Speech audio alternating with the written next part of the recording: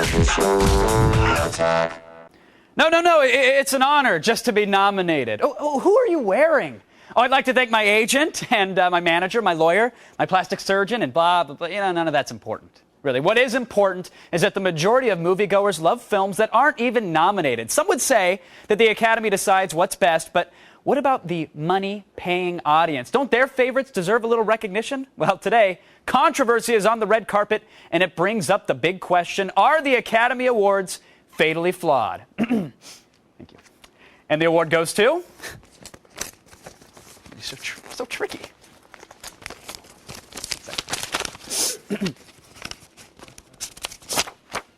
It's The Loop!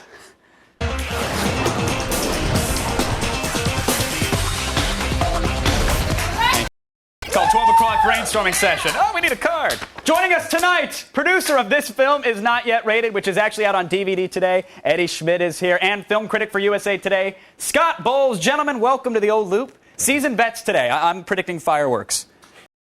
I'd like to start with you. Hollywood, they got up really early this morning. Very rude of them to wake me up at what, like you were there this morning at what, 5:30 a.m.? I got up at about 4 a.m., so wow. If I pass out here, just nudge me. Just to learn, well, we appreciate you stopping by, and you learned who was nominated. How do you feel? Well, you know, there were a few surprises today, which was a welcome change from the previous Oscars. Dreamgirls got shut out from Best Picture, and that got a lot of people up in arms. But, you know, other films, Borat wasn't recognized at all. Departed only got about 5 nominations. So there were a few surprises, but at least it's an open field. The race is going to be a lot more than it's been in the past couple of years. I was happy just to see Borat get in there at all. I mean, you know, to get the screenplay nod is at least something. But really, though, I mean, Eddie, come on, a screenplay was what, maybe 6 sentences before they let Borat loose? No, if you think about it, actually, I mean, to put him in those situations, the writers had to actually think of every possible option that people would say. So, in fact, they had to write probably more than, you know, normally you would expect of a script. It's a different kind of writing, True. But it's still writing. Hence the adaptation award, perhaps? Yeah, I guess they just didn't know how to categorize it, so they had to say adapted from reality. Interior, Motel 6, fleshy man sack, flapping in face. Yeah, that's an adaptation of... Right. You have to figure it out somehow, right? Exactly. Well, Scott, what do you think here? Because some people say the Academy's out of touch. You know, do you think they did a good job with the picks then overall?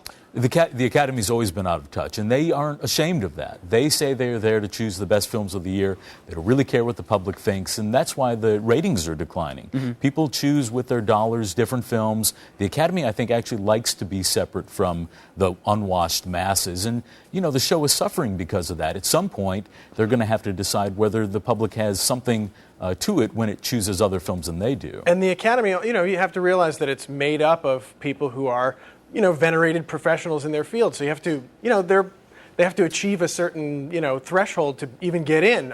I think, you know, when the Academy allows 17-year-olds who put videos on YouTube in the Academy, right, then we'll see a change, but not until then. So Jackass 2, you're not surprised it's not sweeping? No, I'm not shocked. Well, Eddie, if you had to pick one, who's the surefire winner at this year's ceremony? The surefire winner, you know, I don't know, although I'd just like to see Eddie Murphy, because I think if there were, you know, he has a follow-up movie coming out now, Norbit, and just to be able to hear Oscar nominee Eddie Murphy is Norbit. Right. That just feels good, so winner would be even better.